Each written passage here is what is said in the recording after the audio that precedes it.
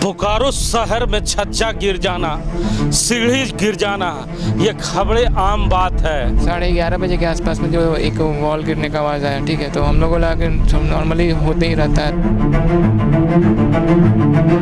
रात को 11 बजे के बाद जो है तब भूकंप ऐसा आवाज़ है। 34 तक पूरा क्वार्टर डैमेज है सर। उसके बाद 4 बजे के आसपास में वो पूरा एकदम मतलब स्मोक टाइप का एकदम धुआं टाइप, जैसे लगे अर्थक्वेक जैसा कुछ आ गया। हाँ, हम अभी 12 में हैं, जहाँ पर सीढ़ी के साथ साथ पानी टंकी भी गिर चुकी है। वो अब सेवानिवृत्त हो गए तो उनके साथ क्या व्यवहार एक महारत्न कंपनी कर रही है उसका आप नज़ारा यहाँ देख रहे हैं। 6 साल हो गया, अब तो कोई सुनवाई नहीं हुआ है। वाटर वैसे ही डैमेज है, कहाँ बनता है, दरखास्त दिए वो कोई सुनता नहीं है। यहाँ जितने यूनियन के लोग हैं पता नहीं कहाँ हैं, क्या कर रहे हैं। एसी लगा के रखा है, लेकिन उन्हें इतना समय भी नहीं मिल पाया कि इन एसीओ को निकाल पाए। आपको ये पानी का टंकी है जिसमें पानी आया करता था और इसी से पानी इस ब्लॉक को मिला करता था। बोकारो शहर में छज्जा गिर जाना, सीढ़ी गिर जाना, ये खबरें आम बात है। मजदूर जिस जगह पे रहते हैं वो उस जगह का सीढ़ी और छज्जा गिर जाने की तस्वीर हर रोज बोकारो वासी देखा करते हैं। लेकिन आज जो तस्वीर हम आपको दिखा रहे हैं वो दिल दहलाने वाली तस्वीर है। जी हाँ, हम अभी 12 में हैं, जहाँ पर सीढ़ी के साथ साथ पानी टंकी भी गिर चुकी है और छज्जा भी गिर चुका है। जिस जगह पे हम मौजूद हैं यहाँ पर रहने वाले लोग सुबह ही किसी तरह अपने जान बचाकर सीढ़ियों के माध्यम से यहाँ जो बीएसएल के अधिकारी हैं उन लोगों ने उन्हें उतारा है और किसी तरह वो अपनी जान बचा पाए हैं। हमारे साथ राम नारायण शर्मा है। शर्मा जी से जानते हैं। शर्मा जी, सीढ़ियाँ गिर जाना, छज्जे गिर जाना इस शहर में आम बात है, लेकिन आज जो घटना घटी है कितना भयावह।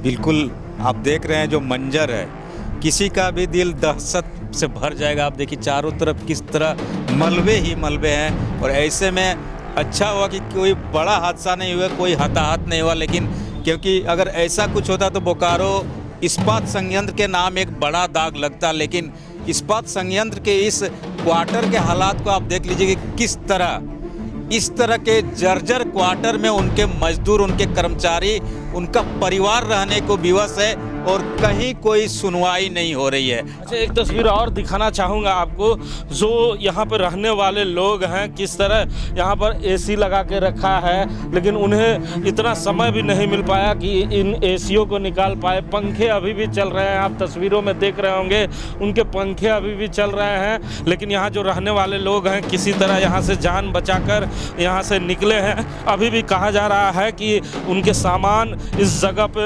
मौजूद हैं और कहा जा रहा है कि बीएसएल की ओर से मलबा हटाने की पूरी तैयारी आप चल रही है। आप दूसरी ओर तस्वीरों में देखेंगे जेसीबी लगाया गया है और पूरी तरह से यहाँ पर जो भी मलबा है उसे साफ करने का प्रयास बीएसएल के जो कर्मचारी हैं, जो अधिकारी हैं वो कर रहे हैं। लेकिन कहा जाए तो एक बड़ी दुर्घटना होने से बाल बच गया, नहीं तो आज बोकारो में ये बड़ी घटना घटती और कई लोगों की जान जा सकती थी अगर इससे भी बीएसएल नहीं चेतता है। तो क्या लगता है, क्योंकि अगल बगल में जितने भी क्वार्टर हैं उनकी स्थिति भी जर्जर है। अगल बगल ही नहीं हिमांशु जी, जितने भी सेक्टर है सब सेक्टर का लगभग यही हालात है। बोकारो इस्पात के 50,000 से ज़्यादा कहा जाता है कि क्वार्टर है। इसमें आप 9 से बात कर लीजिए, 1, 2, 3, 4 इस तरह जितने भी क्वार्टर है सबके लगभग यही हालात अभी हो गई है। लेकिन कहा जा रहा है कि ये एक तरह से बोकारो इस्पात संयंत्र को अल्टीमेट है कि आपके क्वार्टर की स्थिति क्या है, आप चेत जाइए, अन्यथा कभी भी। ये तस्वीरें हैं, ये कोई पहाड़ नहीं है। मैं बताऊं आपको, ये पानी का टंकी है जिसमें पानी आया करता था और इसी से पानी इस ब्लॉक को मिला करता था। टंकी भी गिर चुका है, आप तस्वीरों में देख रहे होंगे सर भाई। बिल्कुल आप देख रहे हैं कि अगर इसके नीचे कोई भी परिवार का आशियाना होता, क्वार्टर होता तो क्या स्थिति होती। और उस चीज़ को आपको ध्यान में रखना होगा। बोकारो इस्पात संयंत्र को महारत्न कंपनी इनका नाम है, तो अब तो जरूर चेतना चाहिए कि ये जो सेक्टर 12 का घटना है ये एक बड़ा सावधान करने के लिए कहा जाए कि इस तरह की घटना घटी है। अब इसके बाद भी अगर बोकारो इस्पात संयंत्र और यहाँ के अधिकारी नहीं चेतते हैं। और सबसे बड़ा मैं एक सवाल उठा तो यहाँ जितने यूनियन के लोग हैं पता नहीं कहाँ हैं, क्या कर रहे हैं। ऐसे आपको सड़क में नहीं मिल जाएंगे झंडा लेकर जिंदाबाद मुर्दाबाद करते हुए, लेकिन मजदूरों की सुनने वाला कोई नहीं मानता।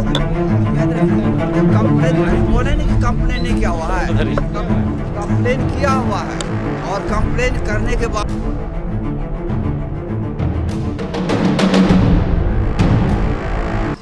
देखिए हाले सुबह जो घटना घटी तो कई लोग हड़बड़ा गए, लेकिन कई लोगों का सामान अभी भी फंसा हुआ है। आप तस्वीरों में देख रहे होंगे जो गृह स्वामी हैं वो अपना सामान धीरे धीरे कर निकाल रहे हैं। कहा जा रहा है कि बीएसएल के अधिकारी यहाँ पहुँचे थे और उन्होंने इन्हें टेम्प्रोरी घर दिया है जहाँ पर इन लोगों को शिफ्ट कराया जा रहा है। आप तस्वीरों में देखेंगे किस तरह से लोग अपना सामान निकाल रहे हैं और कुछ लोग अपना सामान निकाल कर अभी यहाँ से जा चुके हैं।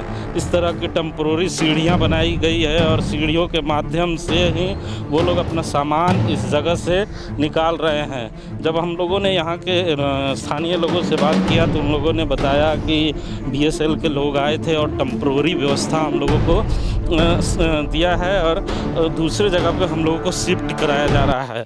कई लोग अभी भी फंसे हुए हैं और कुछ लोग हैं उनसे भी जानते हैं। आपका भी घर था यहाँ, तो कब की घटना है, कितने बजे की घटना है और क्या हुआ, पहला आवाज़ क्या सुना? 11:30 बजे के आसपास में जो एक वॉल गिरने का आवाज़ आया, ठीक है। तो हम लोगों लगा कि नॉर्मली होते ही रहता है, तो फिर एक्सीडेंट्स तो ठीक है। उसके बाद 4 बजे के आसपास में वो पूरा एकदम मतलब स्मोक टाइप का एकदम धुआं टाइप, जैसे लगा कि अर्थक्वेक जैसा कुछ आ गया। तो इस टाइप का फीलिंग हम लोगों को। आप ऊपर में ही उस समय फंस? मेरे मॉम डैड्स थे वहाँ पर उस टाइम पे, तो उनका कॉल आया था। हम ट्रेन में थे उस टाइम पे। कहाँ रहते हैं? हम यहीं पे रहते हैं। हम तो पटना एग्ज़ाम देने गए हुए थे उस टाइम पे, तो मम्मी ने बोला कि इस टाइप से फिर हुआ है हम लोग के साथ में। पहले जहन में क्या बात आई? यही जहन में आता है कि मम्मी पापा सेफ है कि नहीं है, क्योंकि मॉम डैड से बढ़ के कोई चीज़ नहीं होती है, क्योंकि सहमति तो फिर से बना सकते हैं। पापा भी? मम्मी भी ऐसे। अच्छा, नहीं लगता आपको कि जो मजदूर दिन रात एक कर बीएसएल प्लांट को मुनाफा में लाता है वो इस तरह के हालात में जी रहा है? बीएसएल प्रबंधन को सोचना चाहिए। देखिए, अगर सेल प्लांट चलती है, मैं बोलना चाहूँगा कि लेबर से ही चलती है। अगर लेबर नहीं रहेगा तो सेल प्लांट नहीं चलेगा, क्योंकि लेबर ही एक कैपिटल होता है। सबसे बड़ा वर्किंग कैपिटल ह्यूमन कैपिटल होता है। अगर ह्यूमन कैपिटल नहीं होता तो प्लांट का कोई अस्तित्व नहीं है। अच्छा, ये घटना तो घट गई, आप लोगों को नहीं लग रहा है कि फिर दूसरे लोगों की भी बारी है, क्योंकि अगल बगल की स्थिति काफ़ी ख़राब है? सर देखिए, ये 1001 से लेके आपका 1034 तक पूरा को वाटर डैमेज है सर। कितना बड़ा एप्लीकेशन दिया गया लेकिन कोई सुनवाई नहीं हो रही है। टीए डिपार्टमेंट में कोई सुनवाई नहीं हो रही है। हाँ, आकर आपका चेकिंग करके सीधे चल जाते हैं लोग और फिर वही हाल हो जाता है बस। होल्डर ज़्यादा है, ठीक है, उसका कोई सुनवाई नहीं होता। अच्छा, कुछ लोग और हैं, क्या कहना चाह रहे हैं? नहीं कर, सब जगह क्वार्टर वैसे ही डैमेज है।